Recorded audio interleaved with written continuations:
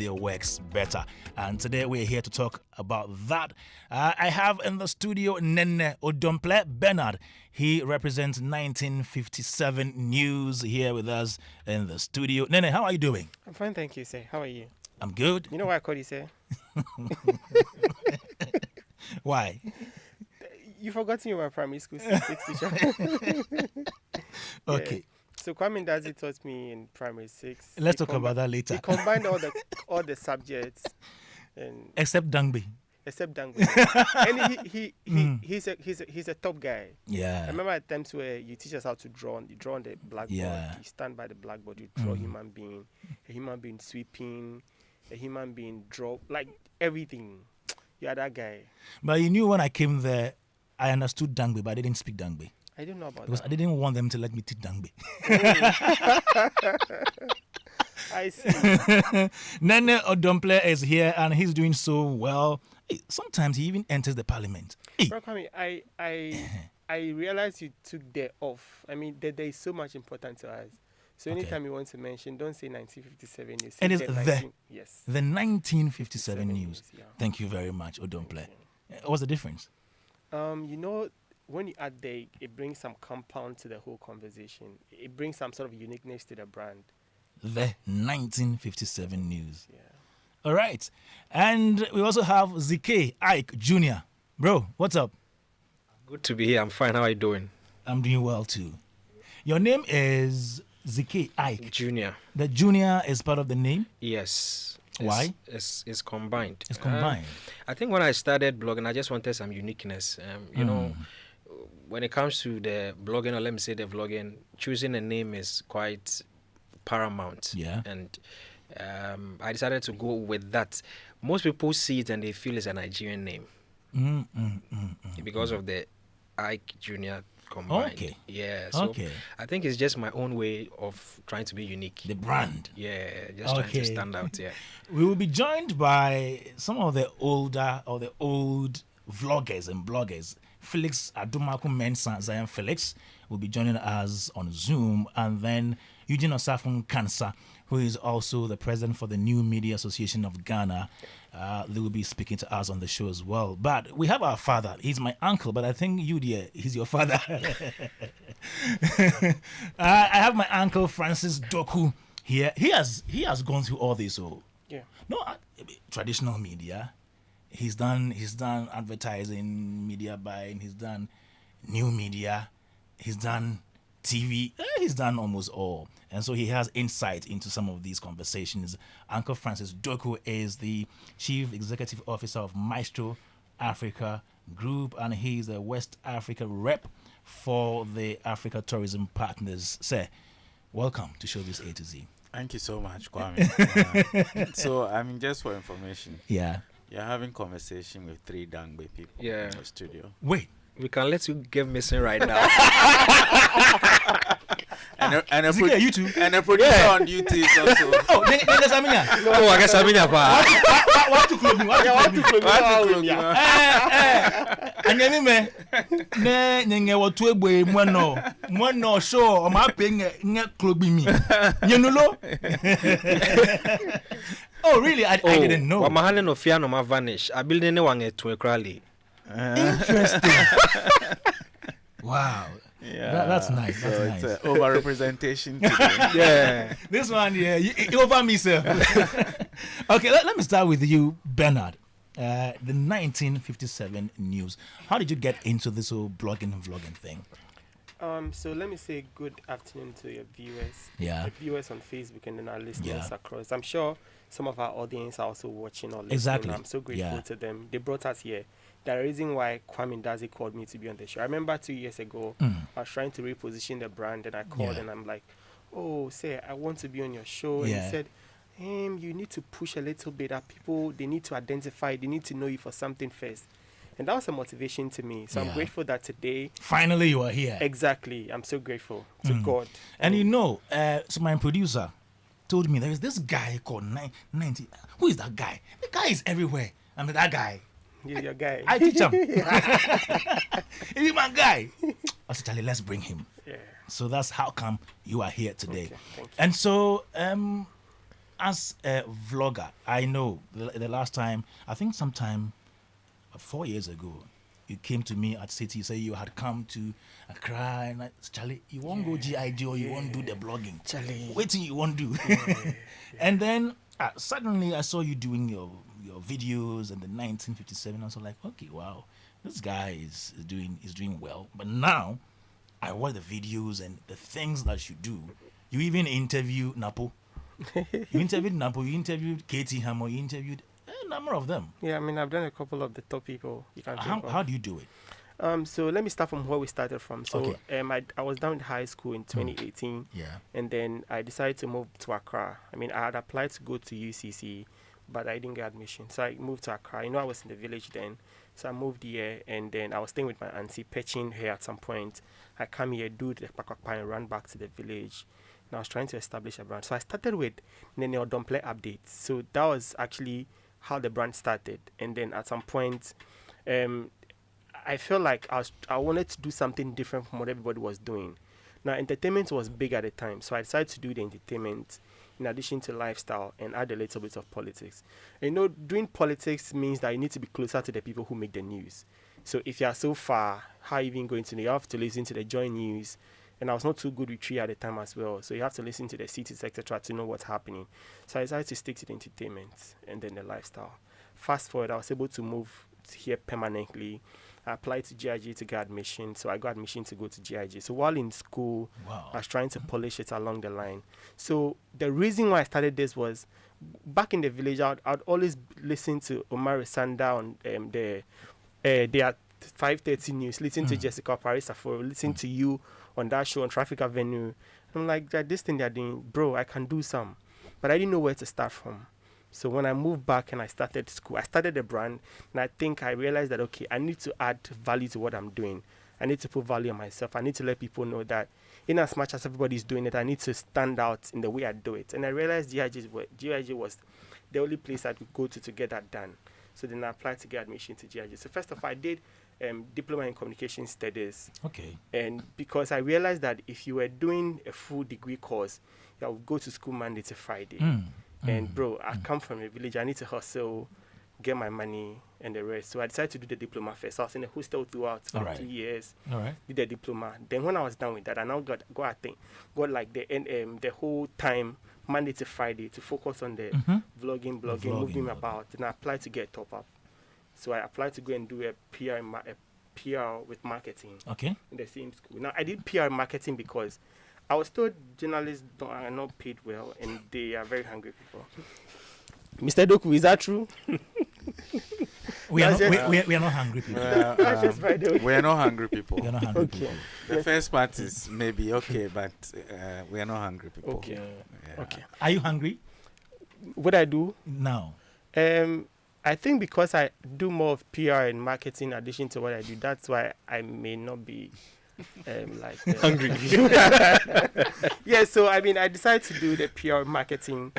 And so if you see us stand out today in what we do, it's a bit scientific. Okay. It's a bit of trying to study the market, find a gap in the market, find out what people are not doing and trying to do it. Because I mean, when I wanted to do this political thing, people were moving around with Shatawale, medical, etc. Nobody was thinking about getting to amplify politicians, getting to amplify what happens in parliament. When the journalists go to parliament, they focus on the chamber, what the parliament a member has said. But I decided that, okay, if I get a chance to be there, I want to ask them questions that people are asking on social media. Okay. Because I had gotten some numbers on social media. Yeah. I read comments, I gauge the sentiments on social media, and then now get a chance to ask these people these questions. And we realized that people liked it.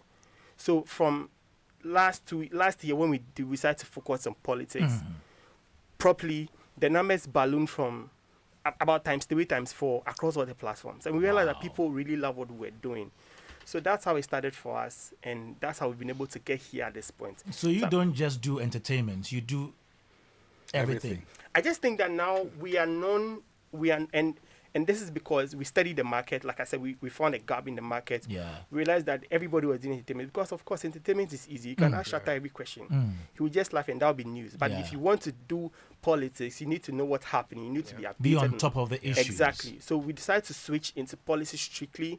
like say 90% politics and the rest entertainment, and then lifestyle. Today, sitting here, sometimes there are times where we post things that have to do with entertainment. People ask us, why are you posting it? We don't know you for this. And I tell them that sometimes the things we post are not necessarily strictly entertainment. They are national issues. Shatta has been arrested. Shatta is a big deal. Daddy Lumba had died. Politicians are trooping in. So it's still part of the niche we find ourselves in, because we want to report on national issues. We just don't want to report on the basic entertainment and everybody's doing. We just want to be known for something. And I think so far so good. It's working for us. So far so good. That's Nene Odomple Bernard from the 1957 news. Let's turn to ZK Ike Jr. I thought you were a gospel. I thought you were a gospel blogger or vlogger. Yeah. But now I see you everywhere.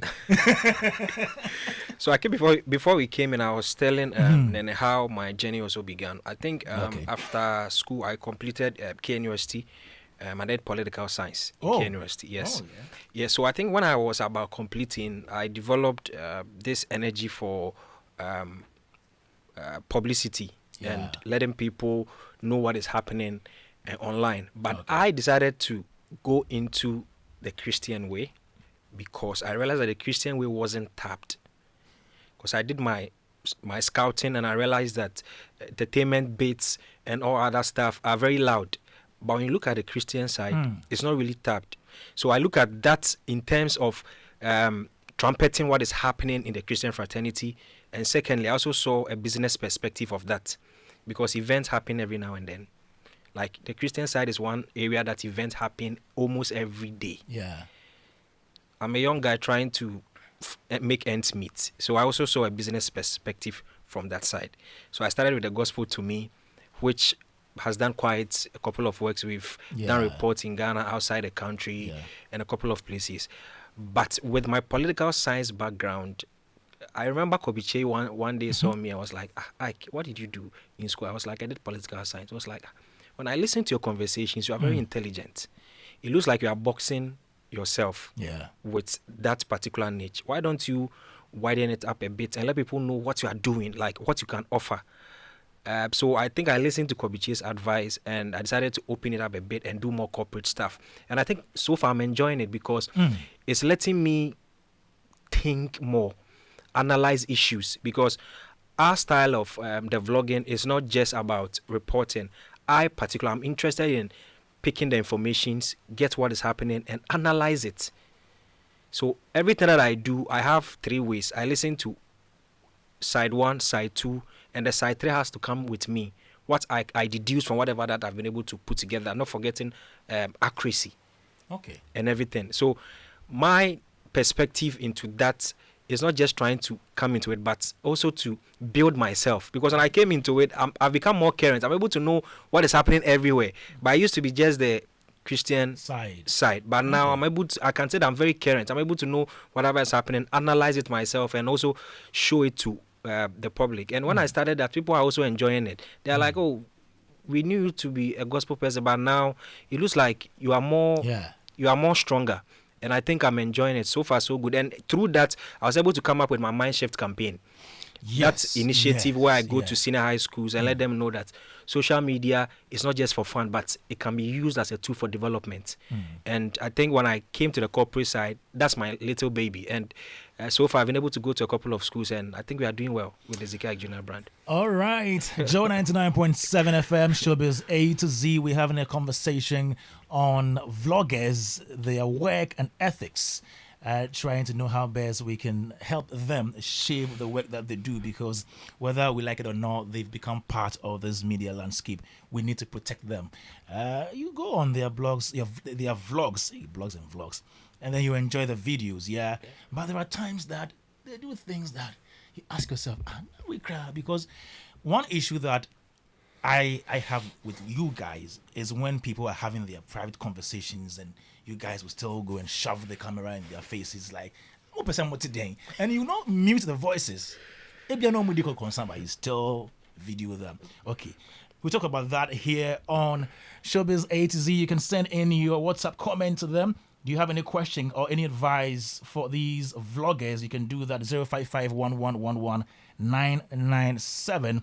Do you guys also run blogs, as in the ones that we write? on? Do you have blogs? Kwame, so I get very sad when people try to box us into one box. As in vloggers? Yes. Yeah. For us, we run a whole news agency. Okay. Right. So you have a website? We have a website. You have a can website? visit, yeah, www.1957news.com. Oh, okay. Yes.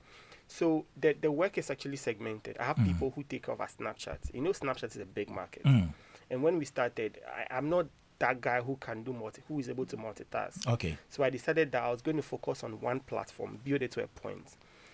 When we started growing, I started getting people asking me, we find you here, we don't find you. I'm not on Instagram, on Snapchat, I'm not on Instagram, on X, I'm not on Facebook, I'm on Instagram. So I decided to now find people to help me manage all these platforms. So we have our website that writes. So we do an interview, Okay. and then the people who work on the website will write an article from there and publish it on the website. Oh. The social media team is also doing their thing. Yeah, we also post our videos on social media. So you don't work alone? No, I'm not alone now. I don't work alone. You have other people that work Yes, I with have you. a team I work with. But you see, as a young man who has been to school, and I know that you need to have a brand identity and position the brand well. Yeah. I always endeavor to let the people I work with know that you need to do it like me, because people will see the content and they'll send me a screenshot. Oh, there is an error here. They wouldn't send it to the people because people at the back end do not even know they are team members. Yeah. So there are times where posts are being, as I speak, one of the boys is in Volta region with the YEA boss, and they are covering something. The posts are being made, but I'm here on radio. So you are the CEO? I don't like to call myself CEO. You are the team lead? I'm the team lead, Yeah. yes. I like to Okay, call myself with the other team lead. people helping Yes. the enterprise. Charlie, yeah, so Okay, ZK, you also have a website? So I think with the Christians, I have a website, but my website will be launched, I think, next month for the Zikag Junior. Okay. Yeah. Do you also have other people that help you? Yes, I have other people that's helping me. As you can see, there's one sitting there making a video. Okay. Okay. Yeah, so I have other people that helps me.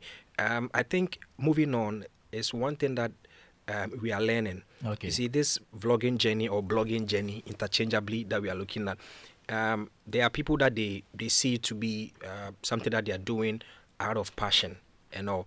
But some of us, we see the bigger picture in it. It shouldn't just be just the videos.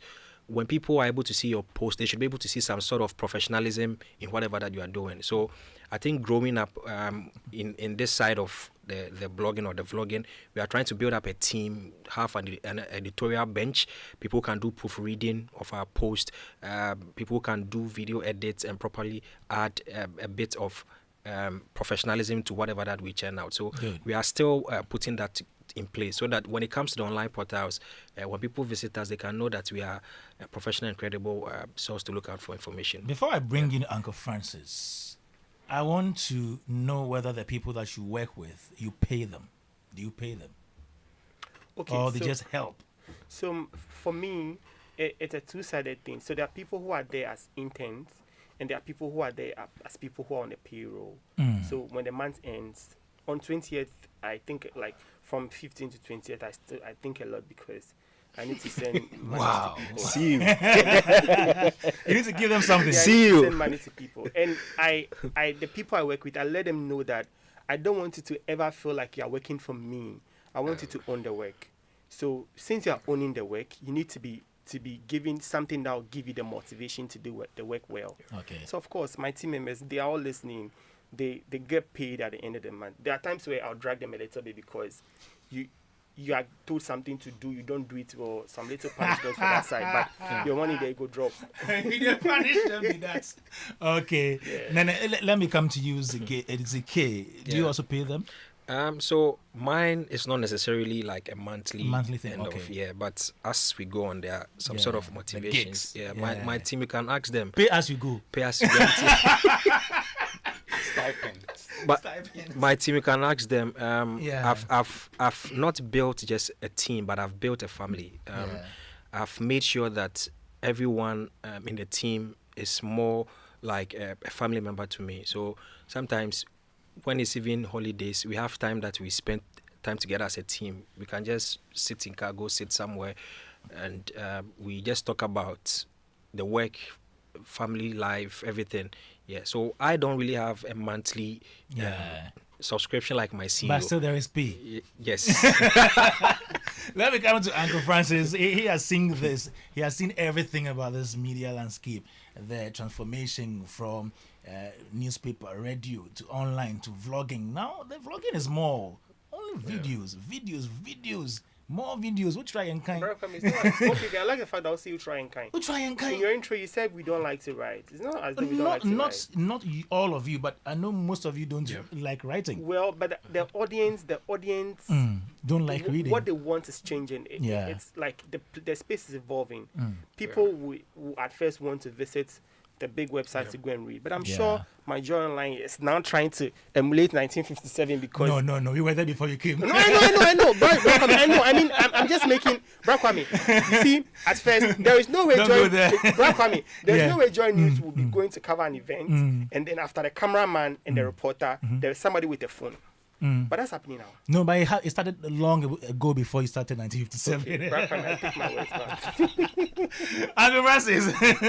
Yeah, thank you. So these are your children here, up and coming CEOs. Yeah. Well, I think, and just from the last point, I think most, if not all, newsrooms have been trying. I mean, to evolve. With the space, with the new technology, media. new media, you know, and all that. So, I think even a couple of years ago, BBC had to lay off a few people because they were not willing to conform to, you know, how things are coming. And even here, you know, and we ran some newsrooms before. You always want to look at this, the issue that we talk about digital first, you know, because we don't have to wait till 8 p.m. or 7 p.m. to fast as it used to be. So over the years, there's been some, you know, evolution of the media, and the level of entry is kind of lowered, you know, because previously maybe you have to apply to work with multimedia, or apply to work with Media General or GBC, and then go through a certain process. I mean, from the way these young people are speaking, you want to create something for yourself, or you have to create something for yourself. And I think that technology has really helped in doing that. The thing that becomes, and where a lot of people are worried about how the presentation of news is done, becomes, you know, one of the issues, one of the key issues. And the fact that, you know, in the traditional newsroom, there are certain processes that a news will go through before the people consume it. You know, different levels of checking to make sure that, you know, it's not. But even with that, there are times when there's mistake. You know, people make mistakes with the news, and sometimes you have to retract and apologize and all that. So you can imagine how this is, that the news is prepared immediately for consumption without it going through that process. But it's where we are. Is the stage of life where we are. I mean, this blogging thing started only around the late 90s, right? Around 94, you know, before vlogging became very big when YouTube launched in 2005. And so it's a new area of the whole process.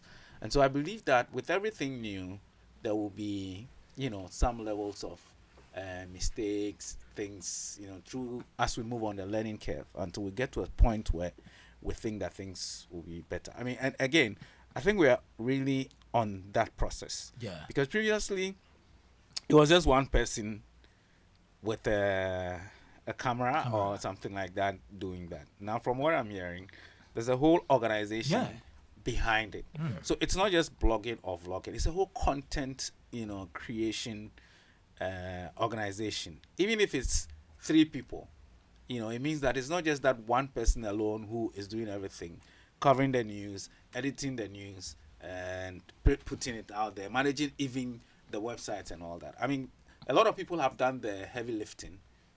The likes of Ami Hour. You know, they've done the heavy lifting from the 90s, early 2000s up to now. And so I believe it's set a certain standard for some of the new or young people who are coming into that very space. But and I must comment the teams, what they've done up to now. I think that when I started seeing the 1957, and I have to add it there. Before I came into the studio, I was saying 1957. Yeah, the So the 1957. I'm 1957. glad you changed it. I realized that they were getting certain exclusives Yes. Yeah. that ordinarily we won't get. And I realized from what he's saying that it is because he decided to go that way. So in your face, and all that. But I realized again later that it's a bit cleaned up.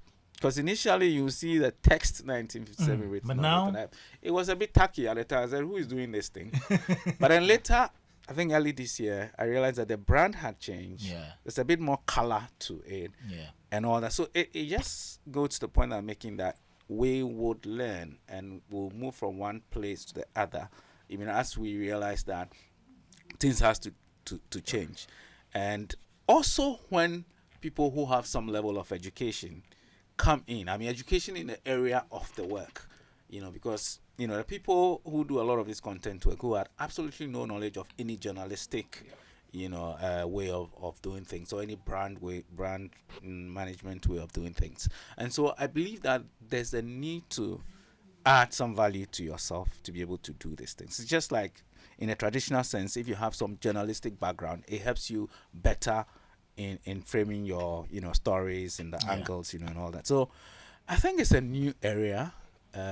It's been around for just a very short time, because journalism has been There. from the days of Yeah. before Napoleon Bonaparte, and all that.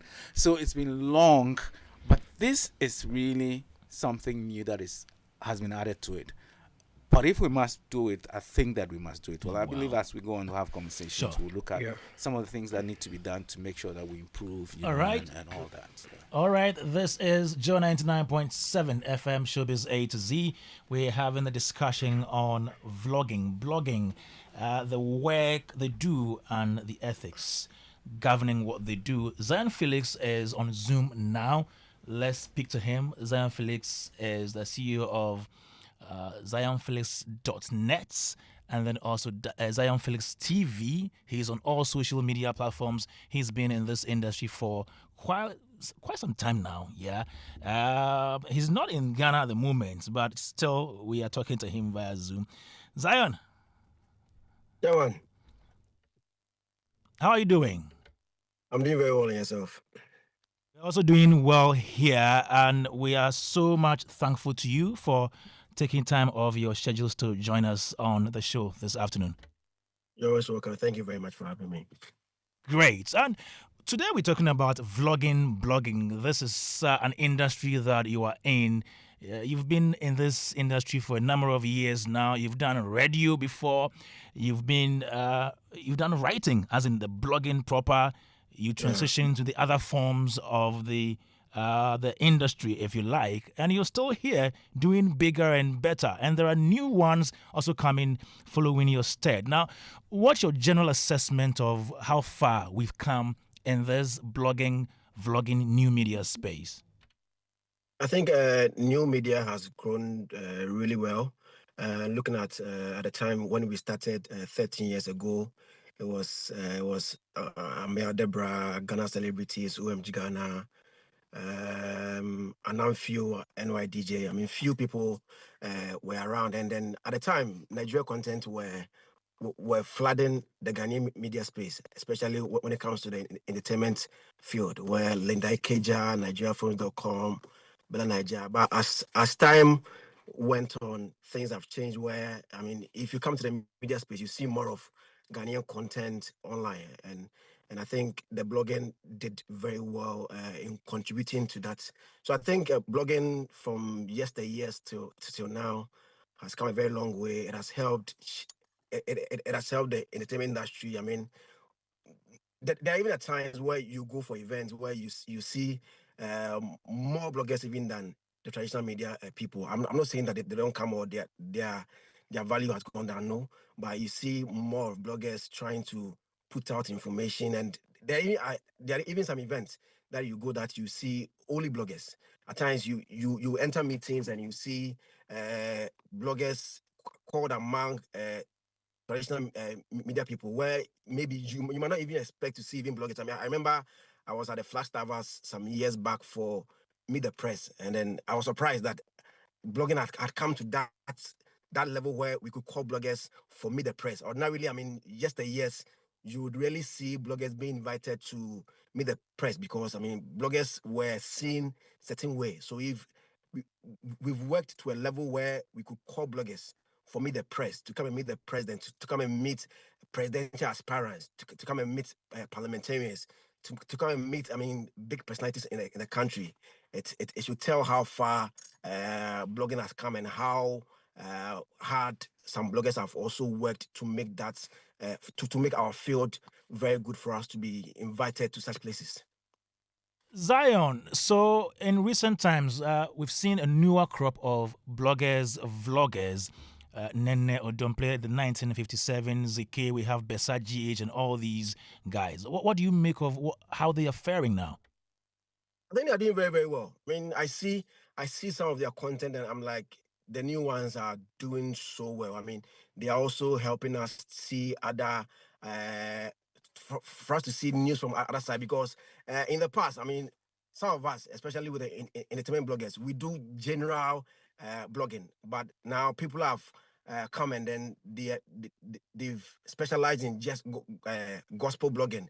You see the 1957 and the other people also mostly at the Parliament House engaging with our decision makers, trying to give us what is coming from the court and all that. I mean, in the past, you really see some of us who started going that tangent. You mostly see us covering the entertainment field. And even in the entertainment, we do general things. We wouldn't say that we are focusing on just gospel or secular artists or Kumawood or Gollywood or movies. We're doing almost everything. But some of the new bloggers who have come in have also made it a point to throw light on probably one particular field that they think that they can hammer there and report their work. So I see 1957, ZK, and then other guys who just came also doing very well. And then I am super impressed with what they're also bringing on board. Zion, are you retiring? Nowadays, we don't see you. I used to go to Kwana Kotinama Noni. I'm not retiring. I mean, as my boss, Francis Doku, said, now blogging is not just about the individual. In as much as you will see my name on all the platforms. I mean, I'm not the only person handling everything. When it comes to my video production, I have a lot of people on board. When it comes to events, I have a lot of people who do help go on grounds to report. Even with the website, I think for the past 3-4 years, I've not really sat down to write a publication. But I mean, people see stories on the website and they think that I am the one sitting down writing all those stories. So now it's not just about me. I mean, it is a media house. It's not just Zion Phillips who started 2012 doing everything from then to now. Now it is a media house and we have people who are also on board trying to help and also report on what is happening in Ghana. I'm not retiring. I'm mostly traveling because one, because of family, and two, I also want to add a different niche to what I am doing. So I am both in Ghana and also outside. Retirement there, be now, maybe after 45, 50 years. Zion, please take some time and listen to this post that was made by Whitney Boachi Mensah on 10th August this year. Okay. And it reads, as an events professional, one trend I have found increasingly cringeworthy over the past 2 years is the rise of guests bringing personal bloggers to events. It's one thing to want to document your experiences, but we, as planners, are now expected to create spaces for these bloggers, spaces we didn't account for in the original vision of the event. And worse, they are often in the faces of other guests, people who are eating, deep in conversation, or simply trying to enjoy their privacy. What's most frustrating is the way these bloggers sometimes cross boundaries. Moments meant to be private, sacred, even, are now shared on social media before the client's official photos or videos are even released. Vendors' work is sometimes posted prematurely, and the competition with official photographers and videographers feels murky at best. She goes on to say that It's different if you are blogging for your work or creating content for your portfolio. But when it becomes intrusive, when you are chasing clouds and disrupting the flow of the event, it's a problem. I recently had to yell at someone at a funeral, or of all places, in the most vulnerable moment, as the bereaved was saying her final goodbye. This person had the audacity to stand beside her, camera in hand, recording for content. The obsession with being seen or known on social media is creating monsters. People who can't read the room, who don't know when to stop. It's not just disrespectful, it's damaging. Some moments aren't meant to be shared with the world. Some moments are meant to be lived, not documented. And this was written by Whitney Boache Mensah on 10th August. Now, how do you determine what to video, what to take photo of, what to report? Kwame, with this issue, I think at times I also find it worrying. I've also been at events where I see too many people with phones, and you could hardly see what is even happening on stage. I mean, the phones have taken over everywhere, and then you won't even see what is going on. But I also ask, I mean, what is the role of the event organizer? And mostly, bloggers are invited. Not all bloggers. I mean, there are some events which are public events, so anybody can come. But that is where the event organizer should know how to manage all these things. We've been to so many places where things are managed properly and then things are operated well. I remember so many years ago during Ghana Miss Niger, after event, and we go back to sit down, we hear complaints of VIPs complaining that bloggers were all over the stage, so you can't see what is happening on stage. So Bolare and then the team of Empire Entertainment in subsequent years made room for where bloggers will stand so that they can capture well. And even I think last year's Rapaholic or the past episodes of Rapaholic and even TGMS, they create room for where bloggers will stand and capture it well. So that they don't destroy the event, or they don't people have paid money to be at events. So that they don't damage the experience that people will have at the event. So I think event organizers should sit with the people who've employed them, because the people also call for the service of bloggers. They want their events to also go out there, and that is why they invite bloggers. I'm sure there are so many bloggers that if they are not invited, they won't be at the event. Yeah. They come there to work, and they've been booked or they've been invited to come and make sure that the event is published out there. So if he comes and he's also doing his job, you, the event coordinator or the event planner, should talk to the blogger. Oh, this is the place that I want you to stand, and this is not where I want you to stand. And you asked, I mean, where should you stop? You know, it becomes very difficult when you want to stop something, because there are some events organizers or event people who do not actually tell you what to cover and what not to cover. They ask you that, Zion, I'm doing this particular event. I want a coverage. So in your mind, they want almost everything out. But if you're able to tell Zion that, Zion, okay, this is a funeral. I don't want this and that not to go out. I want this and that to go out. Then when I'm coming, I'll prepare that at this point, I'll not capture. But I mean, in our own senses, I mean, there are certain things that you can put out, especially with a dead body. I mean, those things you can't really capture the face of the person who's been uh, laid in state. But aside that, there are so many things that I mean, you would want people to see how the events went. Maybe somebody is crying. You know, you'd want to report how passionate that moment was. So it becomes very difficult to say that I won't let this part go out, or I want this part to go out, especially when it's not going to harm anybody, unless it is something that is going to harm somebody. It's not going to speak well of the event, because there are certain things that happen at event that in your own sense, you say that, oh, Charlie, this thing here, if it goes out, it's not going to speak well of the event. But aside those things, I think if the event organizer or if the person who invited you does not give you things that you shouldn't put out, I think almost everything that you think is right that has to go out is allowed to go out. Okay, she also mentions something about the vloggers shoving the cameras in the faces of people, videoing them even when they're having private conversations. How do you go about that? People are having their conversations. Maybe you're not hearing them speak or talk about what they are saying, but you are videoing them. The camera is very close to them, and you are doing that for about 5 minutes. Yes, but you see, I mean, videoing somebody for like about 5 minutes or 2 minutes or 3 minutes, I don't know what actually you want to put out there because the conversation that the person is having, I'm not sure that you'd want to put such a conversation out. If you video somebody and then you think what the person is saying should not be out, I mean, that's why we edit videos. You can put a sound on it. Now, all these platforms have music over there that when you're posting, you can put any sound under it so that the conversation or the what the person is saying will Exactly. not come out. I mean, it is something that we need to do. And then personally, I won't even video somebody for a minute because what I told is there about the person that you have to put the person for a minute. Just want people to know that this particular person is there.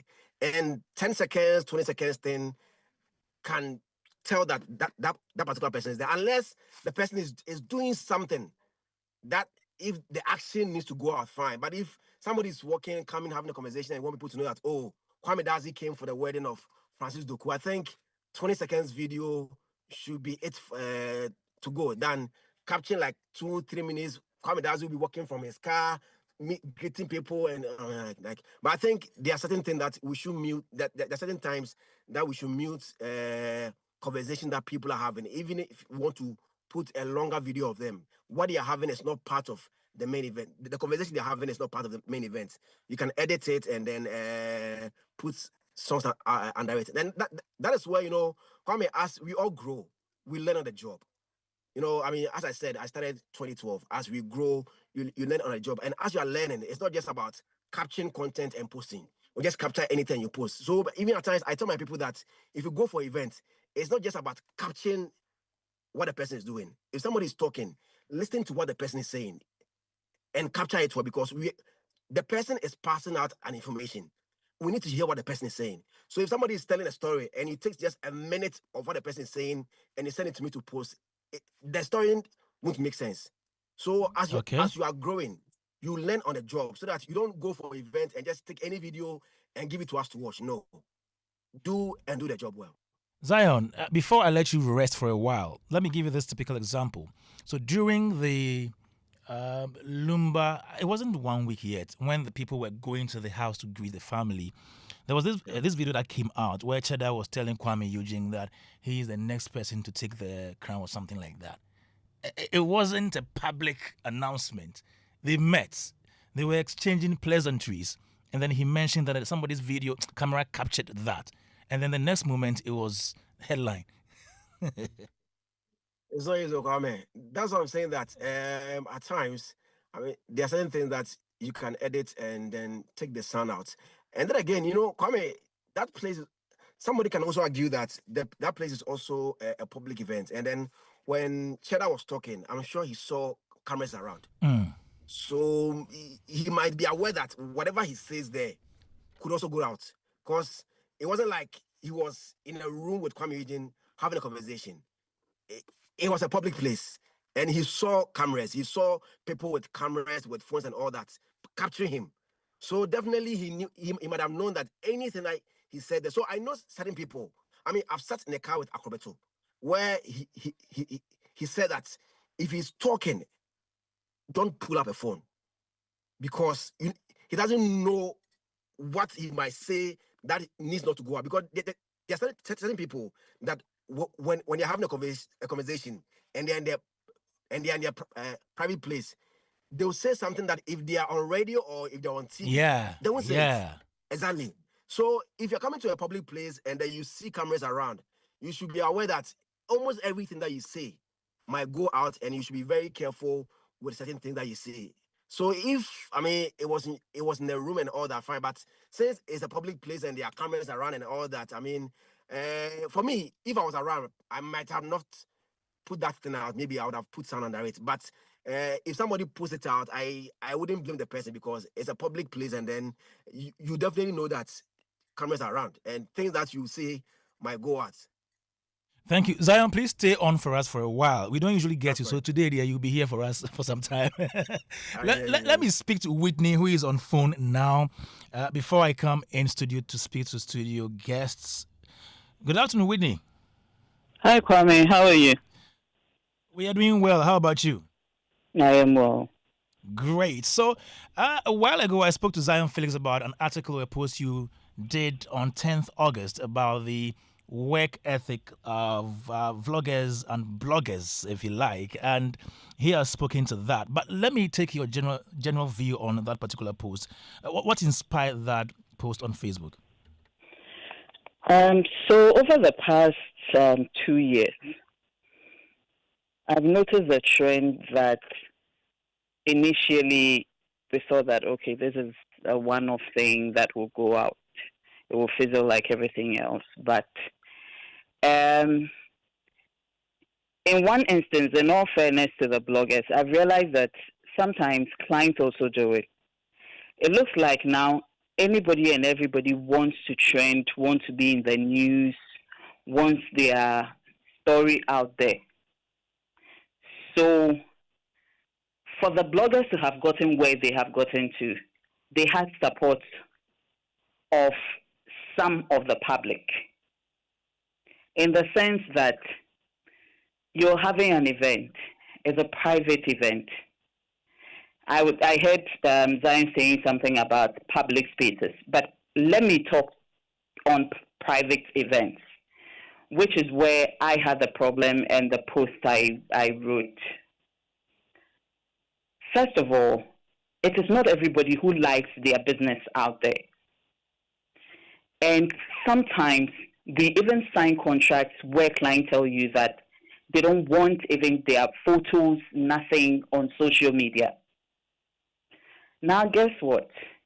Guests are coming to events, and they have bloggers following them, taking videos of their entering the venue, they're sitting down. And Literally Whitney, everything they're doing at the event. these are their personal bloggers or vloggers, right?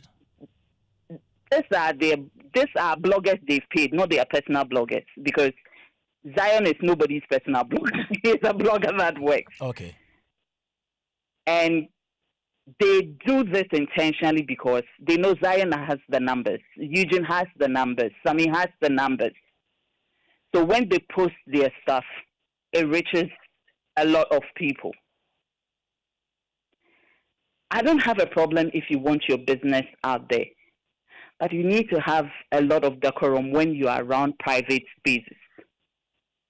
Because the person may have invited you because you're a friend, you're a relative, you're an acquaintance, or anything along that line.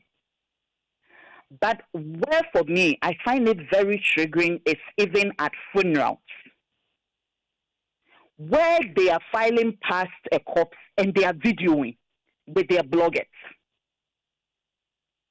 where it is the last moment of the bereaved, and they're broken, they're screaming, they're wailing, and you have some of them. I've had incidents where I have had to back out loud at people that you can't do this. And they want videos of this. So you cannot even differentiate between, okay, this is an okay time to do it and this is not right. The other thing that is very cringy is the fact that sometimes you've had your recce with your vendors, everybody is set out to go, and I don't have a problem with even vendors bringing bloggers to come and capture the work they've done. You are a stylist, you do mixology, it's okay. But when now people are having their meals, and you can see bloggers in their faces, and the next thing you know, it's out in the public domain. It looks like we cannot differentiate between, okay, this is an okay thing to post, and this one I need to exercise a little decorum about it. But whilst we are talking about the bloggers, I also mentioned that we need to talk to our guests as well and our clients as well. Because everybody wants to feed into the frenzy of social media and nothing is private anymore. But whilst you want to trend, you should know on whose turf you should trend. Us as events people have gotten in trouble with clients when we had no idea some videos were even out. So you'll be there and then clients will call you, this my guest says you've posted a video of them on this site. Fortunately, they know all the sites. So they will mention, or maybe on this person's site, on social media, and people are running all sorts of comments underneath the post, and I haven't asked for that. And so you let them know that you didn't bring a blogger. It's not in your contract. So maybe it's a guest that did. Or sometimes, and this, I'm sure they all know, sometimes there are some events that they deem that, okay, this person is a public figure. So once they have an event and somebody takes me along, then it's okay for me to post it out there. But it doesn't work like that. Whitney, can't the events planners also maybe make announcements on what to do and what not to do at the event? Trust me, the number of times we do. I even have back to back with MCs to continually be announcing that these are private moments where clients do not want this moment to go out. When professional pictures are ready, clients will share with you and all that. But trust me, people still do this. Because, Whitney, it will interest you to know that most of these videos and photos that go out are not from our vloggers and bloggers, but from the people who attend the event, the patrons. And sometimes they invite the bloggers. I'm telling you this for a fact. Sometimes they invite I'm saying sometimes bloggers to come around. They have their numbers. For some of them, when they post, you can even see that they tag the people. Said, I don't have a problem if they're just taking videos of you, the guests, and tagging you. But where it goes beyond other guests at the events who haven't asked for this, or even the client's event and he doesn't want it out there, then you're overstepping your boundaries. That is all I'm saying, that we all need to have a little decency when we are doing some of these things. Because sometimes you are posting whomever invited you, then there are other people in the video, you post it on social media, and then people start all sorts of comments under people, they have no idea who they are on the post. And because it is your event, it comes back to you. Whitney, what's the way forward? How do we solve this? I may be in the space of knowing a lot of the bloggers personally, so we have conversations. But it's not every event person. I won't speak for every event person. Maybe they will not know their bloggers, but I think that we all need to come to a place where we all know that, listen, there are public spaces and there are private spaces. So even if a guest calls you as a blogger to come do them a favor of videoing them to put it out there for people to know that they have arrived or they are part of the creme de la creme and all that, it bemoans on you as a blogger and it bemoans on me as the event person to let all of them know that, yes, I can take the video of you, but I cannot post your surrounding or the people in unless they give me that permission. We need to start letting them know. Great. Because, we are ruining stuff in the background. Maybe there are some places that you haven't even told people that you're in town, you are in this place or that place. And then all you see is your video out there.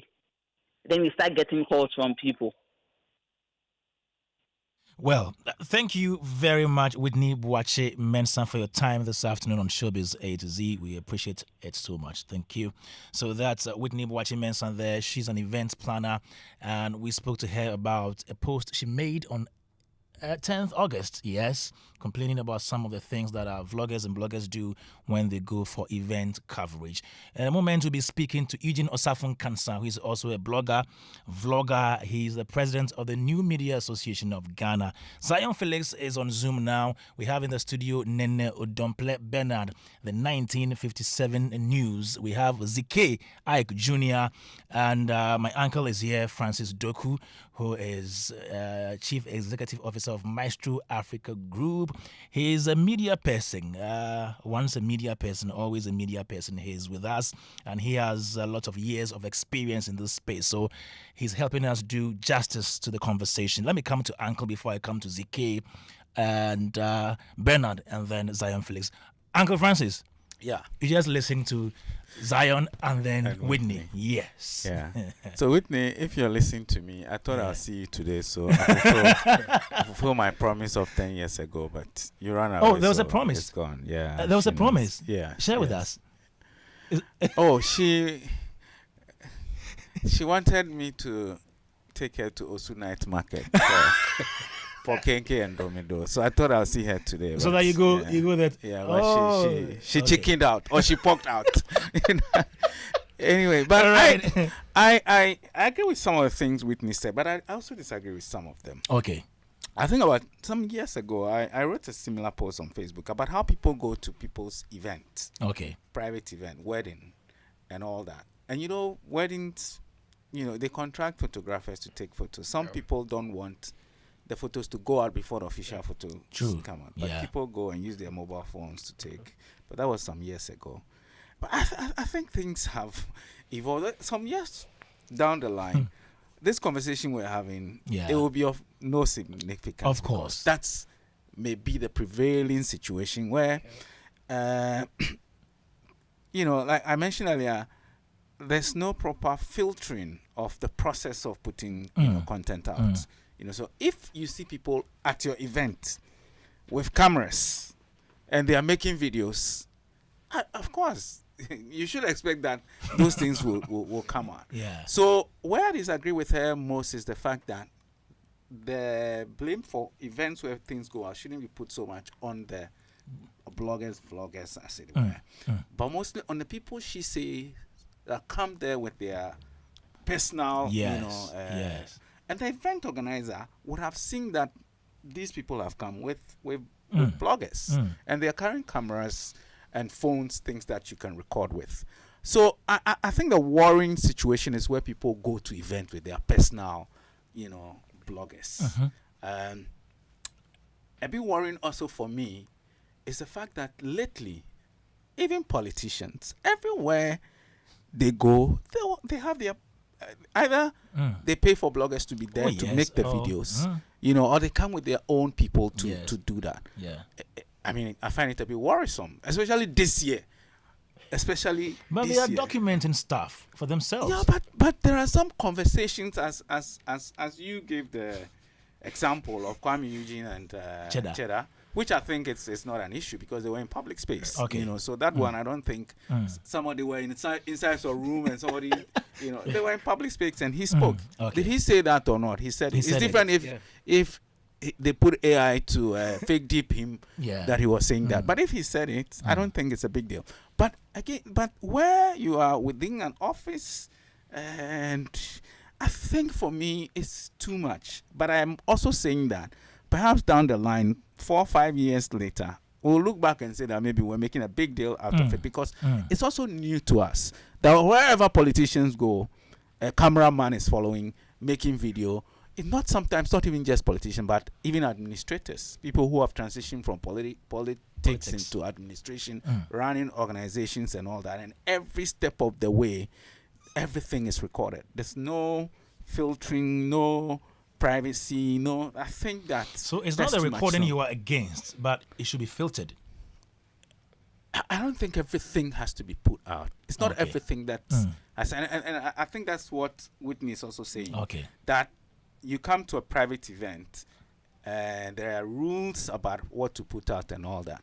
And I think, as Zion said, there's a need to make sure that the event organizer or the person who contracted the event organizer need to find a way to manage that. Exactly. It is about saying that these are things you can film. These are things. There are some events you go to that they ask you to leave your phone at the door before you True. enter. I True. mean, for instance, you can't go to the Jubilee House and take your phone inside. You will leave it at the entrance before you go in. Unless you work there or you have clearance, but every visitor who goes there, you leave your phone there. And so it should happen that some events that you don't want the thing to go out there, let them know that you have an official photographer, and when the photo is ready, you give it out for people to put out, or video, you give it out for those who want to share. And they don't have to necessarily take their own videos. But if you allow them to come with their bloggers, definitely it will be difficult now for you to control them, because once bloggers are there, some of the things may even be going out before the event will end. I mean, when we were reporting on events back in the 90s, late 90s, 2000s, showbiz will come on Thursday. Yes. I go to event on Saturday. I mean, it will take 1 week before it will come. Today you are there, the event is already out there, report is already out there. Your paper is there on arrival. You know what I mean? So things have changed. And so if you want to manage it, you have to be deliberate about it. Don't assume that you've seen people there, they will have the what's the word? I don't want to say common sense, but maybe that's what. That they will have that and not post it out because you think that they should know better. If you don't manage it, I mean, we'll be here and we'll be saying these things and all that. Again, just let me also touch on that. The blogging, I just want to remain with blogging, which also includes video anyway, so has become so part of us that if you're organizing any event, and Felix knows that even if you're having a press conference or a launch of a product or event where you want media to cover, there's some budget that is even made for bloggers.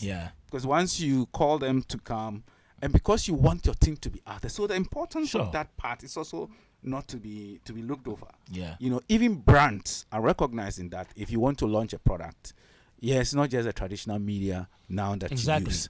And you also have to find a way to let those who can let it go out in media, because everybody wants their thing to go out. But it is about how you manage it. And if we don't manage it and we assume that these young people, and because listen, all they live, they fend for themselves with is how many videos they take and how it goes out. You know what I mean? So it's not just about bringing them and paying back. The video is their money, if you like. They are stock, which gives them the monetization, which helps them to be able to take care of themselves and all that. If you add any money to it, it is additional. But this is their stock, and so it will go out. But if you don't want it to, then there's a need to be deliberate in managing it so that it doesn't go out before you realize it. Thank you very much, Francis Doku. He is Chief Executive Officer of Maestro Africa Group. Here in the studio, Nene Udomple Bernard, the 1957 News Ike, ZK Ike Jr. We have Zion Felix on Zoom now. Early on, we spoke to Whitney Boachi Mensah. Now on phone again, before I come to you, ZK and Bernard and Zion, we have the president of the New Media Association of Ghana. He is also one blogger who started with traditional media. He's done newspaper, the Filler Days, to producing Channel R's Total Entertainment 252, Entertainment Review, to others. And now he is also in charge of Kokonsa.com. Eugene Osafon Kansa is on the phone now. Good evening. Kwame. Where are you, Eugene? Yeah, catch you on bro. Let's speak English. My name is Wati, bro. Okay, we catch you in Kokonsa or any Kokonsa. In Kokonsa. Yes. Thank you very much, Eugene, for your time this evening here on Showbiz A to Z. Now, we're taking a look at the work that we do, the space in which we are, new media space, blogging, vlogging. You have been in this game for some time now, and I know that you've also seen that we have new people coming up. We have new vloggers, new bloggers coming up. You are now the president of the New Media Association of Ghana. And in, let's say, 1 minute, what do you think of the current performance of the people in this space, the bloggers and the vloggers in this space? One word, I think growth. I think we're growing. Looking at when we started and what is happening today, it's very exciting to see young guys start this with the notion of building a brand. When we started, it wasn't like that. It was just doing something as leisure, something that you do for fun. You know, as you said, we are from the mainstream media, so when we started, we were doing things that other brothers were doing, and we thought that we were just doing it for fun. Until we realized that it's actually a brand we are supposed to build. But now, some of the guys start with the notion that they are starting a brand and they are building a brand and they are doing it full time. So it's exciting and it's good for the ecosystem because, now social media is here to stay, it's here for good. And the fact that young guys who finish school are able to get something to do, something meaningful, something profitable to do with their lives, I think it's all well and good. I started by saying that you started from the traditional media side. Then all of a sudden you transitioned. What inspired that move? Let me again give props to Amir Debra and give props to somebody like Father Dixon, who, even though he's in the mainstream media, always pressured me to go on social media because when the mainstream media is dry, he thinks that there are a lot of information on social media, especially the days when I was the entertainment editor for TSFM Online. We have to do a lot of updates every day, and sometimes there's no news. So you can come and tell you, Jackie Appiah posted this, I think it's newsworthy, you can use it. He actually bought a phone for me to go on social media, but I refused. And let me say on record that I was one of the people who thought social media was part of the Antichrist, the 666. Oh, you were? I didn't like it at all. Oh, really? Yes. To be frank, I didn't like it. I thought that, it was exposing us too much. I didn't look at the business side of it. But Adebra convinced me that, Charlie, this is something you can do and add to what you are doing on mainstream media. And I always say that I registered my company in his house. So big ups to Adebra is one of the people who encouraged me to do it. And the likes of Ebenezer Anamfio, the likes of I came to meet Zion, even though I'm a senior when it comes to mainstream media, I came to meet Zion on social media. So, yes. That's how come I thought that it was something good that I can add to what I was doing on mainstream media. And even at a point in time, I heard you were not on social media. You didn't have any account on social media, true? As we speak, I don't have any personal page on social media. Are you serious? Commercial. Really? Yes, I don't have any. I don't have any page that says Eugene or Safon Cancer. Any page you see is not me. The only page that is official on any social media platform is in Konkonsa. Yes. Wow. Okay, now let's go straight to the topic for discussion today. What do you think are some of the things you can still do as a people in the industry to make your work better?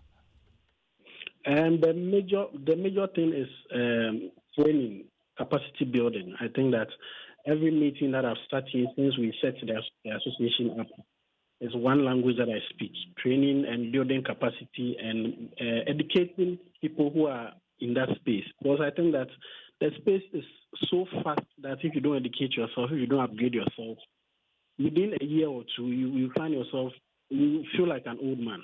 So I think that training is very important. Education is also very important. Capacity building, and then consistency is also very important. Yes. I know you have an association called the New Media Association of Ghana. I've seen you make inroads, make some great steps, meeting politicians and policy makers. What inspired the formation of that group? Well, when I came or more, I realized that the space was very open. I didn't have any form of management, any form of sanitization, any form of unity, or any points that anybody can go when they want to speak to us as a unit. So I spoke to a couple of people about it, and it was my idea that association is the only way forward because I mean, I can't do it alone. It's a big space, and I don't think that all the ideas I have, all the things I want to do to improve the space, I can do it alone. So the best way is for us to come together. So I called, obviously, people that I know were big in the space. I spoke to them about it, and we came up with this idea. So it's basically to put us together, to have a seat at the table, to be able to make decisions for ourselves, to protect ourselves, to guide the young ones coming, and then to make sure what we are doing is professional and it goes with the ethics of what we do. So it's basically to do the things like the Barnaba Association are doing, like GJ is doing, like music guys doing for musicians. It's basically to bring us together in the space we are. Okay. How many members do you have now? Now we're heading towards 150 members. Wow. 115 or 150? 150. 150. Yes. That's impressive. And it includes, it also covers people from the other parts of the country? No. Let me add that this is just random people who have heard about the association who have contacted us that they want to be part. Okay. We haven't started nationwide outreach. We haven't made any efforts. Even though we have reps in almost all the regions, we haven't really gone to the other regions to seek for membership. This is just random people coming to us that they want to join. But we have a plan of going nationwide to speak to, because, we have bloggers in all 16 regions of Ghana now. Yeah. Yes, so we've spoken to almost everyone. We have reps in all the regions, but we are yet to go there, speak to them, let them understand what we are doing, and seek membership from all the 16 regions. Okay. Eugene, can you name some of the people in the group, in the association, some of the members? Okay, so let me start with the executives. I'm the president of the association myself, Eugene Cancer. Amir Debra is my vice president. David Mauli is the PR. Yemi Baba is also the PR, and then Zion is in charge of money. He's the assistant treasurer. Zion and money. Dagati Girl is the treasurer. GH Hyper is the organizer. GH Kweku is the assistant organizer. We are 10, and then I think good. The executives, I don't have it offhand, but these are the people that are the executives. There's Iviana, who is also the secretary. There's Jibril, is also the secretary. Yes, and then the members. We have almost everybody you can think of who is big. The man in the Afro in your studio is also part of us. Zike is part. Yes. Kojo Sheldon is also part of us. He's even on our platform. Wodimaya is also part, but we haven't been able to meet because of his travel and all, but he's also part. And then a couple of people, like the major people that you know, are all part of it. Awesome. And, yes. Okay, you mentioned earlier that organizing training for them is very important. Have you done that yet? We do that through our meetings for now, because we are still putting together measures to start that. But I can put on record that the executive went to meet the American embassy, the U.S. embassy, I think 2 or 3 weeks ago, and they have agreed to organize training for us both in Ghana and America. So we are still working on it. We are also in talks with the GGA to organize training for us. We just spoke to the police service to organize training for us, especially when it's coming to elections, so that we know how to cover the elections when it comes to the new media. We have a lot of things planned, but we are relatively new. So for now, when we have meetings, I try to bring people to speak to the members. The last meeting we had was, I think, last 2 weeks Sunday. I brought our own Nathaniel Ato to come and speak to them about appearance and how they look when they go to events and how they behave when they go to public places. I brought in the cybersecurity people to come and speak to us about the do's and don'ts online and all. So every meeting that we do, I try to bring a personality at least or two to educate the members for now. But we are going to do proper training both in and outside Ghana for the members. Thank you very much, Eugene Osafun Kansa, who is the president of the New Media Association of Ghana. Thanks a million for your time this afternoon. Thank you very much. Okay, so you just heard Eugene Osafun Kansan Konkonsa there. He is president of New Media Association of Ghana, telling us about their work and his perspective of how the vlogging and the blogging job is going on in this country. Let me come in here and speak to my in-studio guest. Nene, you're not part of New Media Association. Like they said, it's relatively new.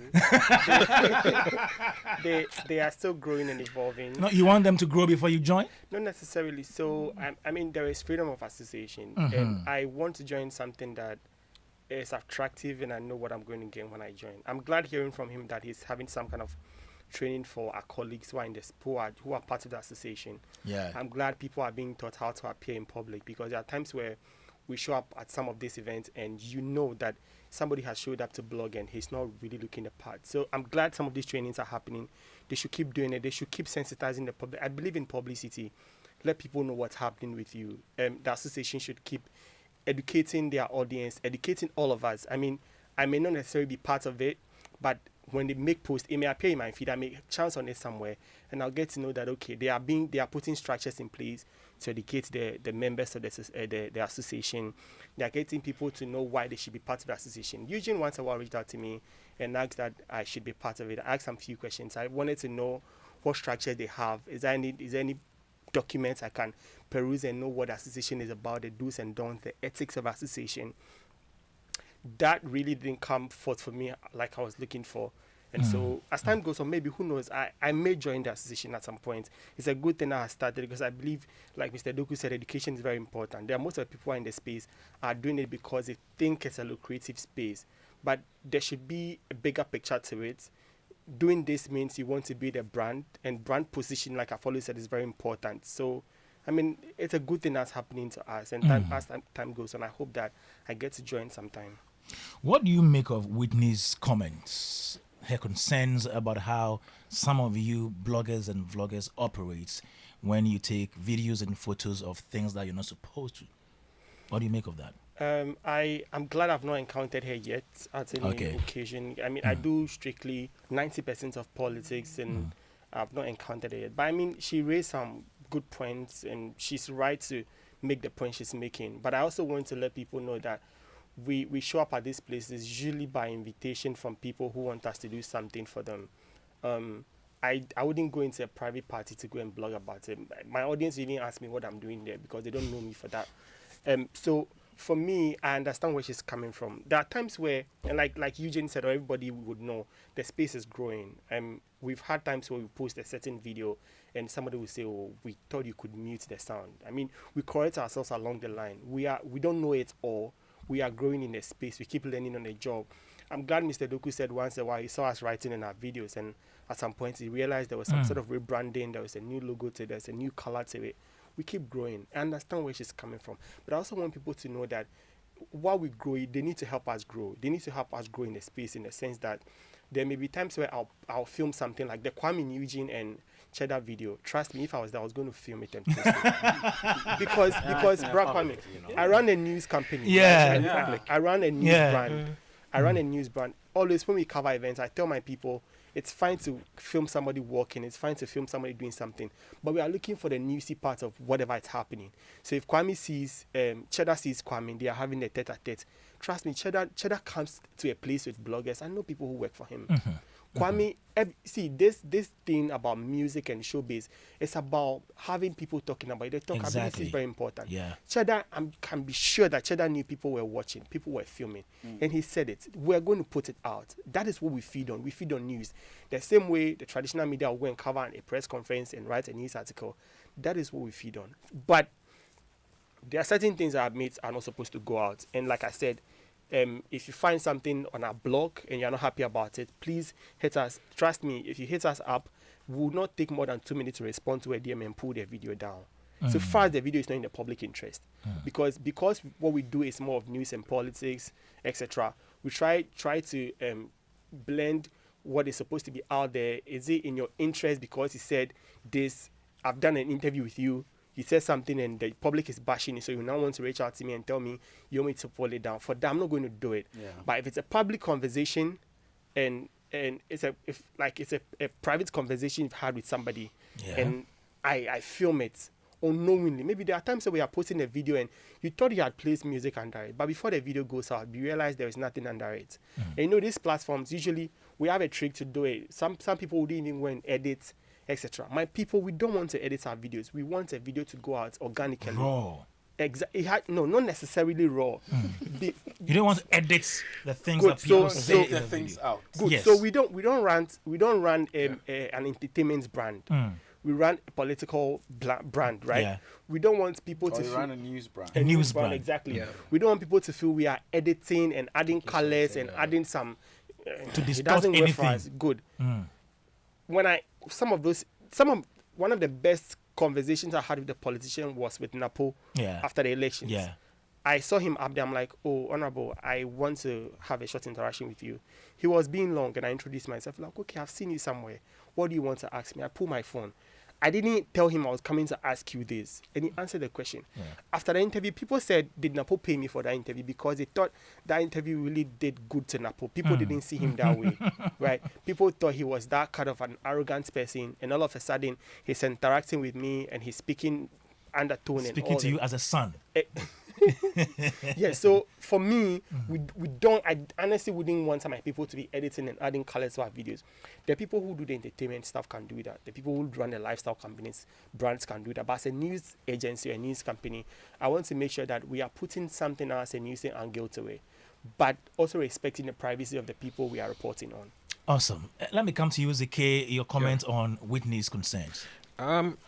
So to be honest, I feel Whitney has a point in some of her submissions, because I don't think that any person who is actually an event planner, who is putting an event together and doesn't want some parts to be out, end up seeing some informations out there. However, I feel that when it comes to ethics, as we are saying, majority of us, we are yet to learn about that. Ethical codes with regards to journalism, I feel a lot of us, we are still yet to learn, because come on, most of these bloggers, they've not gone to any school. There's no school that is school of blogging that we go But that they you are are going on to the teach us. internet. That's a big school. Yes, so as it stands now, majority of people have passion for it to disseminate information. They've journeyed on that path and they are getting to know more about it. But as it stands now, there are some ethical codes that are still breached. Privacy is one thing that is actually breached, because if it wasn't Lumbe's funeral, I didn't know majority of people even had issues with someone having a funeral and going to the house to go and film. You get it? Those are certain key issues, and also some questions that some of our colleagues ask. For instance, you've seen that people are mourning, they ask, how are you feeling? You see, there are certain ethical codes that I feel we are yet to learn, as I said, because majority of us, if not gone to any journalism school, in quote, or there's no school of blogging somewhere that you go, they'll give you a certificate that, oh, you've completed school of blogging, so go and work. So some of these ethical stuff, I feel we are going to learn on the job. However, I feel as an event planner, if you are putting an event together, in as much as you reiterate on the fact that you don't want some part of the events to go out, I know most event organizers, they have accreditations that is served to media persons that come. So if an event planner and you are having an event and you are supposed to curtail certain information from going out, you serve out accreditations and barricades. And let me tell you one funny thing. I think we have a group that we all join, and recently there was a big problem with majority of the guys, because when we went to the state funeral, there were strict restrictions. Okay. Yes, because Standogbe came out with certain strict restrictions. You can't cross this line. You can't come this way. So you can see that he's someone who has actually studied the media landscape. He has seen the evolvement. He has seen how things are going. So he placed strict restrictions. You can't go this way. And some of us were quite disappointed because we couldn't get close shots. Because where you even get your shot from is far. You get it? So, But I saw you guys doing interviews on, I think, the entrance and other yes, places. that's the part. I was on your content. Come in on. your content, but You have to find your way. yes.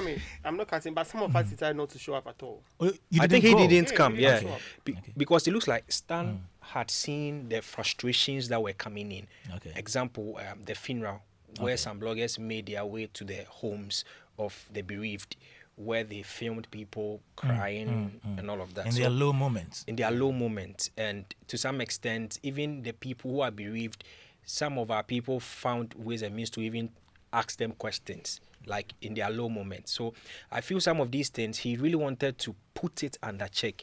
Hence, he came up with strict measures. And even after that, there are certain instances we saw people filming, and Stan told them, "Stop filming. Put your phone down." Oh, still? Yes. Yeah. Were they vloggers or bloggers, or they were patrons? Vloggers. They were attendees. Vloggers. He okay. saw them, like we've seen a couple of you, told them, "Put your phone down. Hey, go back." So it looks like he has seen the sort of distortion that these things are bringing, and I feel it's all because of these ethical codes that we are breaching. Yeah. So I feel Whitney has a point, but as a person, if you are in the public space and you are having conversations, you should know that you are in a public space, because it might end up going to places you don't want. However, I'll talk to our colleagues. There are certain conversations, if they are private, they are private. Me, for instance, if I'm filming and I see two people talking, I draw back. Okay. I don't even want to film at all. Okay.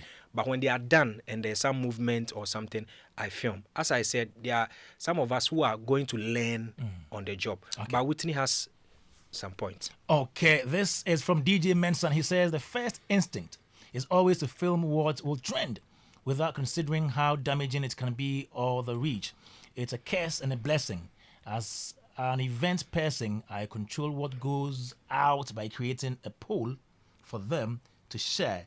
And I want to share what I want to go out. Well, okay. You see a regular person with a phone, no identification. Next thing is you are trending. The old faces are now even employing new guys and activating 2 to 3 events at the same time. My little advice is they are becoming too expensive, yet many are not expanding their brand beyond the platforms they rely on. They forget to build their own channels, their own identity, and their own long-term platforms. I keep telling them one day they will wake up and realize social media platforms can go down. Then what's left? Those who invested in their own media assets, content channels, and communities will still stand. DJ Mensah says this. Zion Phyllis is still on Zoom. Let's take a spin. When we come back, we do the last part of the conversation here on Joy 99.7 FM. This is Showbiz A to Z. My name is Kwame Dadzie. We are back. If you don't feel like your TV is TVing, it's because you're missing that ing. That ing. You know that ing you get when you're watching amazing TV? That's exciting, enticing, surprising, and everything in between. That ing you get when you're pressing play, binging, and blockbustering. The ing you get when you're DSTVing. Now that's a way to make an entrance. Get that ing with all sorts of packages to match your with DSTV. Kwame is cooking up the perfect multi-bet, ready to serve to all his friends and followers. He's using Betway's Bet Influencer, a new sports betting feature where he can make money just by sharing his codes. The more codes he shares, the more money he makes. Anyone can be a bet influencer. Another world first from Betway. Terms and conditions apply. Regulated by the Gaming Commission of Ghana. Bet the responsible way. Betway. Get way more. Feel the excitement. Enjoy the conversation. Come with us on this exciting journey of growth and personal development. We challenge you to break the status quo, step out and do big things. Catch host Reverend Albert Okran as he vibes with CEOs, experts, and change makers. Right here on Springboard, your virtual university. Now showing every Sunday at 9 p.m. on Joy News TV, 7 p.m. on Joy 99.7 FM, and streaming online on Facebook and YouTube. You can't miss it. Partners, MTN Ghana, Enterprise Group, and the Ghana Grows Program. A collaboration between MasterCard Foundation and Springboard Roadshow Foundation. Media partners, Joy FM, Joy News TV, and Graphic. Springboard. Your personal value will shoot up. He's on turn around. revelation. The river which fills up before our eyes does not sweep us away in its flood. From the stables of April Communications, the National Theatre and Image Bureau comes the pinnacle of African theatre. No. My powers deserted me.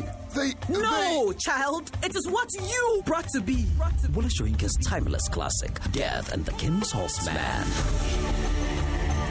Live at the National Theatre, Saturday 23rd, Sunday 24th, Saturday 30th, and Sunday 31st August at 4 p.m. and 8 p.m. each day. Tickets selling now for only 200 cedis standard and 300 cedis VIP at www.imageburowgh.com or dial star 714 star 46 hash. Don't miss this epic tale of destiny and courage. Supported by Neplant Car Rentals, Ghana Tourism Authority, and Joy FM. Sponsors, Stanbic Bank, The Luckiest, Bill Savings and Loans, and proudly brought to you by MTN.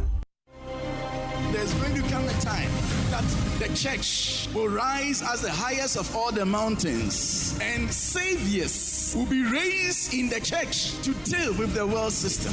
And let it be now. We need to have a national focus. We don't have to lose this ambition, or else we work against the Great Commission. They are equipped in righteousness, the agenda to possess the nations. Welcome to an equipping center of the word and prayer on Pentecost Hour. Pentecost Hour comes to you on Joy 99.7 FM every Sunday at 1:30 p.m. Hits FM on Mondays at 5:30 a.m. and Joy Prime TV on Saturdays at 7 a.m.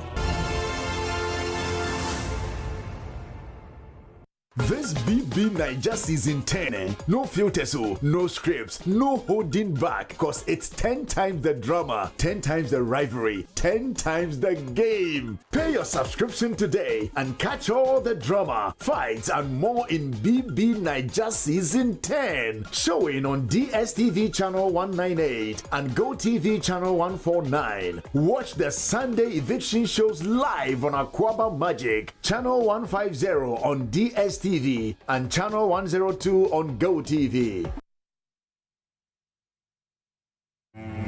A mysterious bag, huge sum of money, a gun, a charm, all in one compound house. Tenants who are involved in fraudulent activities and a caring mother. Sika Bottle, a new epic drama series on Aquaba Magic, DSTV channel 150 and GoTV channel 102, premiering 23rd July at 8:30 p.m. Get your DSTV decoder at 89 Ghana cedis and GoTV decoder at 399 Ghana cedis today. Aquaba Magic, Ghana's most loved storyteller. There's going to come a time that the church will rise as the highest of all the mountains, and saviors will be raised in the church to deal with the world system. And let it be now. We need to have a national focus. We don't have to lose this ambition, or else we work against the Great Commission. They are equipped in righteousness, the agenda to possess the nations. Welcome to an equipping center of the word and prayer on Pentecost Hour.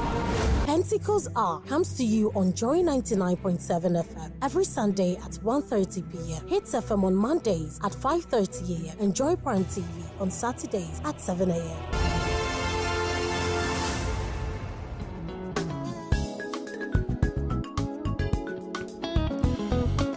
Joy 99.7 FM, the Superstation.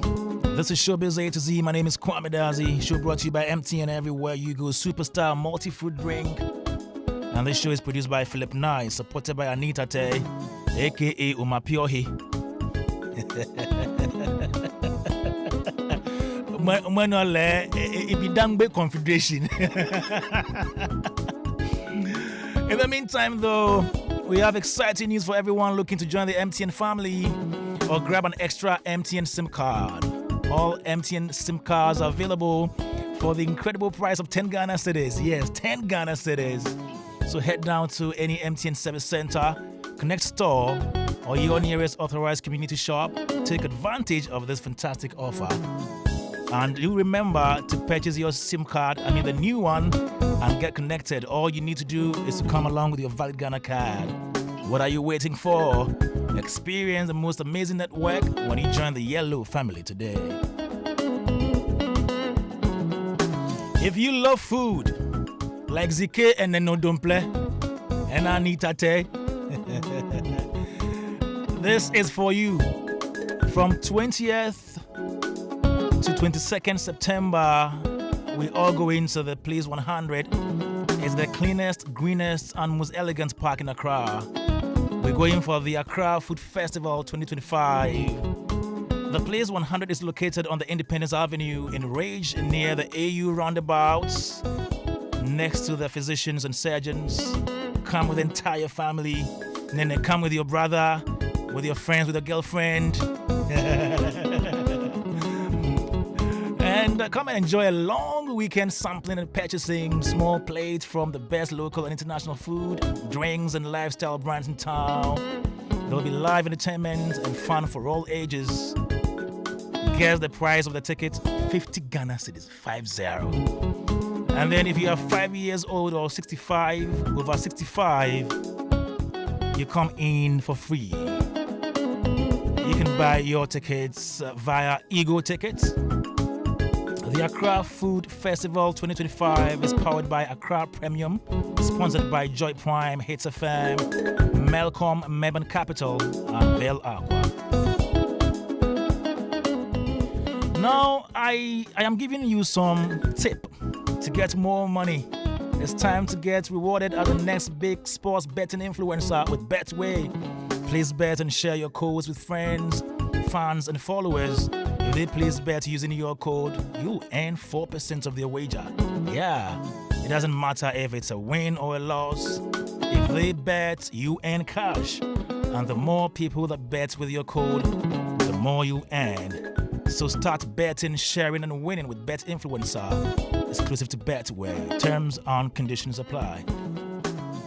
Now tomorrow, those of you who are not able to go to church, I know Zeke will be in church. Up for Zeke, yeah.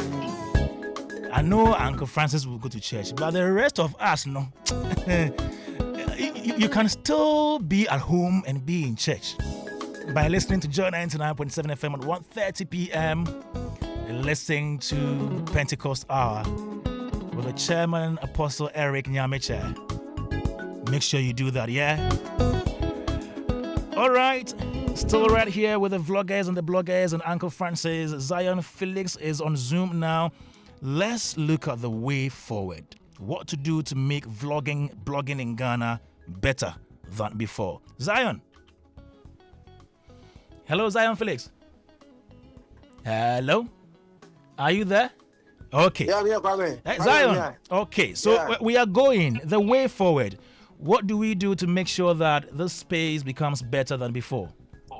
I think we all need to upgrade ourselves. We all need to learn on the job. As DK was saying, most of us didn't sit in the room of GIG or attend any general class. I mean, we all found passion in the job and we entered into it. So as we are in the job and thinking that this is what we want to actually do for a very long time, we need to learn on the job. I mean, some of us have been learning on the job because how we started years ago is not how we are at the moment. And then I think it will help all of us. And then the association, as Eugene also mentioned, puts some education on the way for us to come sit there and then learn. So I think we all need to read, learn, and make the job better. Now, it's not just about writing. It's not just about putting content out. I mean, a lot of things do go into it right now. Even now, we have people who just go for events and take like videos and put it together, do very beautiful editing. So as you also going for events,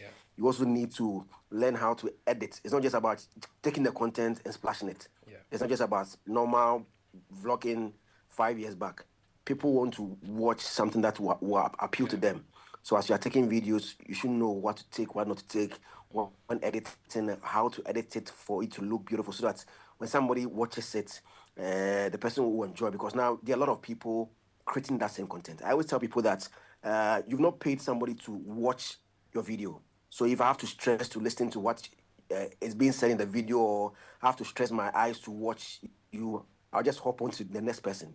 So, I mean, we need to learn take good videos, know how to edit well. Whenever we are putting our content out, we should be very careful so that we know that we are putting the right thing out. Right now, whether we like it or not, we are journalists, and we need to go that tangent. We are not those small boys who are just doing anything. No, now people see us to be journalists. People do respect the brand. So if you're doing, do it well, so that they'll stop saying that they're a blogger. Even at times you see some videos that an ordinary person took it. But bloggers, so bloggers, but and then they blog.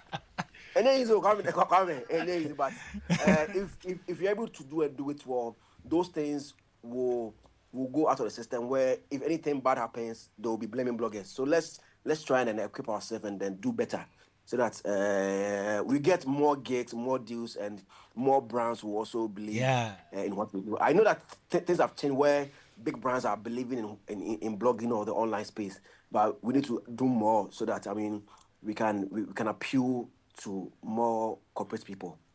Thank you very much, Zion Felix. That is Felix Adumaku Mensah there. Thank you for spending time with us. Now, Nene, the way forward. I want to appeal to my colleagues who want to do this. It's an evolving space. Okay. We need to learn on the job. I keep hammering on learning on the job. Anytime I see errors in some of the things you do, especially some content I think shouldn't go out, I try to draw their attention. Some will listen, some wouldn't listen. But I want them to know that it is about the bigger picture. Some of us are not just looking at being known in Ghana. We are looking at hitting the world, telling the stories nobody is able to tell. Being able to stand out in what we do. Now, one big issue we face, or my team faces, is copyright breaches. There are people who find our content on social media. They don't know how we get through to get those content, but they want to cover our watermark, splash this on it. It's an appeal I'm making. We can't keep striking people every day. And it's a space that I think what we learn, we need to know that copyright is a big deal in other parts of the world. As we speak, there are international organizations who are reaching out to us to ask us for videos. They see our videos out there. They don't want to use them. They want to seek proper permission. Okay. So let's learn to, if you want to post somebody's content, post as credit the person. If there is a watermark on it and you don't want to credit, just post and leave it. But trying to cover somebody's watermark, it is a wrong thing to do. Yeah, that'll be my final words. Good one. And finally, my MP says he's listening. Your former MP. Who's from Yilo Krobo, Abet Nyakwete. He said he's listening. Okay, so, he's listening. I want to say. Okay, nice. Nice. That's your uncle. That's my producer's uncle too. It appears today the family is expanding. Hey, Manole. Pinobi. Anita, you should get me Minazi Yazo song. Get it for me right now. Minazi Yazo. Ziki. Yeah, I feel as we've all said, we need to learn on the job, not forgetting that these things that we do, ethics must be taken into consideration. Ethics applies to every facet of life. Everyone, one way or the other, needs ethics. Your personal life, professional life. Once it has getting to that level where people are questioning some activities of ours, it means that there are a lot of things that we need to learn and put under check. Because the new media, as Uncle Doku said, it has now evolved and it's still evolving. We need to give people that room to really believe in us. There are certain times when you get to a place and people know that you're a blogger, then they are scared. Hey, we're a blogger. Hey, like that sort of, they see bloggers to be quote some controversial people who really want to get their attraction and all without necessarily putting other people into consideration. So I feel this is a humble appeal to all of us. Ethics is one thing we can't take for granted. In as much as some of us are looking for the sensationalism, looking for the headlines and all, we should also take into consideration that people are actually looking at us. And I personally believe credibility is something that we don't have to take for granted. How credible you are will let people actually come to you to pick certain information from you. Credibility is one thing that I don't take for granted at all. And as Nene was saying, covering of watermarks and all of that. There are certain events that I'm not able to go. I pick Nene's content and I credit where I took it from. As I said, there are a lot of things that we need to learn. And for this reason, I'll give a big thumbs up to Eugene. he's doing so well. I'm personally part of the new media. Yes, in Konkonsa. I've personally been part of the meetings that he organizes. You could see that he has the well-being of the people at heart. And I would say Eugene has seen the bigger picture. He has seen afar 5 years from now what is happening, because there are new people coming in. Exactly. 5 years from now, Exactly. where do we see ourselves? If misinformation is our problem now, then we should know that 5 years from now it will be bigger, because more people are coming in. So Eugene is doing so well together with the executives. We often meet at AH Hotel. We have a very big conference room. Everybody has a table, pen and paper. They are learning. Like if you come and see how we meet, our meetings and all, I feel they are doing so well. And I'll say that thumbs up to Eugene and all the executives of the New Media Association. Okay, thank you very much, Uncle Francis. Yeah, Kwame, I would also encourage them to also be part of Artwork. You know, I mean, Zion is a member of Artwork, Art Tourism. Eugene is a founding member. Is a founding member. He's a founding member. Is a member. You know, almost all of them. So I mean, it's also good to look at that side as well. But I think, I mean, the crux of that is the fact that we learn from each other. You know, we learn from each other, and so if you're part of an organization, I mean, the things that you do, you could learn something that happens and all that. Because I believe we are at a space where, and I was going to say after Zion spoke that, I see that what needs to be done, because there's no school where you go and learn these things. I mean, what you learn is the standards of journalism, but if it's blogging, there's no school. I think what will help is, you know, things like master classes, you know, that would look at the things to do and not to do. I mean, they've spoken about how others pick other people's content. When I was at TV3, one of the biggest things was how people pick your content and not credit you. At all. They don't even, and when you strike them, then it becomes a problem. They'll call me and beg. I remember you called me on one. That's the TV. It's not me. It's not, you know that guy? Yes. And Professor thought it was me. That's the TV. It's not me. I think I met him later, and he considered he considered that, you know, at that time he had come in fresh and he didn't, you know, but all that. So there's a need to learn as we go on. And having said that, I would also reiterate the point that sometimes the people who organize these things who want that publicity, so they bring in. I mean, in that case, we cannot blame the bloggers as much as possible. So if you want to manage your communication, then do it well. Set the rules and make sure that you insist on everybody sticking to it, so they won't put things out that you don't want them to. Because Kwame, at the end of the day, like the traditional media, it's a competition for scoop, you know, and even now it's even higher. The competition is higher, is stronger, because the platform is readily available to put content. So there's a need for you, if you don't want it, to properly manage it. But having said all that, and I like that young people now are saying that we all need to educate ourselves so that we improve on the things that we're doing. But Kwame, this is just a small part of the bigger. This is very small. Bigger blogging world. Yeah, there is. There's a local side. You know, there's a local side. Just like when you pick radio stations, what the local stations do is like something on. I get it. On hill. So we need to look at how to bring everybody together so we all improve on what we do. Thank you very much, Francis Doku, Chief Executive Officer of Maestro Africa Group, and then to you, Nene Udomple from the 1957 News, to Felix Adumako Mensa Zion Felix, to Eugene Osafun Kansan Konkonsa, to ZK Ike Jr. and Whitney Boache Mensa. My name is Kwame Dadzie. Thank you so much for listening to Showbiz A to Z on Joy 99.7 FM. Show brought to you by MTN Everywhere You Go and Superstar Multi-Fruit Drink. And this show was produced by Philip Nye, supported by Anita Tay, Olivier Fagnan, and we're leaving you in the safe hands of Minazi Yazo. He says, away.